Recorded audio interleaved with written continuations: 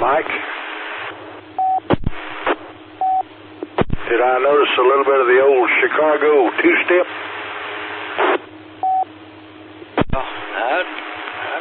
I sat here and made notes. He said he still owned his Antron, if I remember right. He just didn't say the precise location. Well, you and I both know where that... Well, we both know there's a brand new antenna on Goat Bluff up there. Hadn't been there before. And it's straight out old Antron 99. And it ain't been there before. And it was up there after that Saturday when that one person didn't show up all day. And the next thing I know, they looked up there on top of Goat Bluff, and there's an Antron 99. And you just kind of put it all together. And 2 and 2 don't make 5. Never used to, and I don't think it still does. Yeah, 2 other things to take in account, too.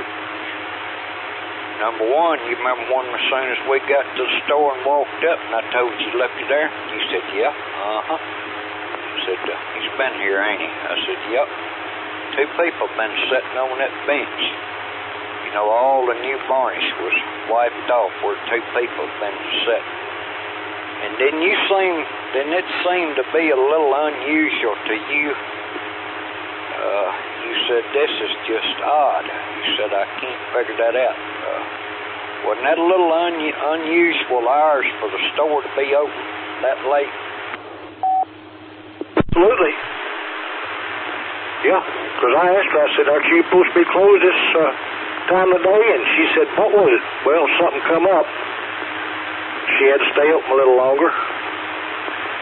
But you know, I told you a while ago about getting that splinter in my extremities. Yeah. Well, I looked at her to see where that splinter come from, and well, you know, looking at that bench, all that was carved on there was them old boys' initials and the hearts and the girlfriends' names and all. There was a brand new carving on there. That's where that splinter come from, a brand new carving. Had a call sign on there, and I don't think I got to tell you whose it was. Station. Gone. Well, I better try to get up there next week. Check that little old vacation shack out. There ain't no telling what's been done to it. And the shorts. Go ahead, Shorty.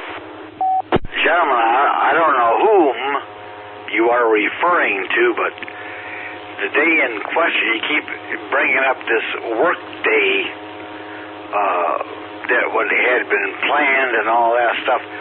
If you remember correctly, that was the day I underwent the triple bypass heart surgery, and I wasn't able to do anything until the following day. That's the only reason I didn't show up. W9STU. Did you hear that, Mr. Mayor? He said it on live radio 2 years ago, didn't he? How many bypasses did you have? Was it, well, what number have you got this time, Stu? Oh, it was 3 that particular day. Hear that, Mike? I know one he bypassed where all that WK was going on. Yeah, and you think I did that on purpose, Mike? Ah, come on, buddy, come on. You actually think that I would purposely, avoid a WK day, even though I'm not supposed to be out in the sunlight, number 1. Number 2, I can't handle the heat. Number 3,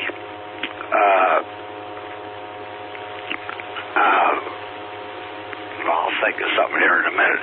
Anyway, no, it wasn't because I wanted to be up there to help you guys out, Gosh, I wanted to something important must have come up. I can't remember exactly what it was. Is that the day the plane crashed into my house? I can't remember, but no, there had to be a good reason for it. That's the reason I wasn't there. W9S to you. Mike?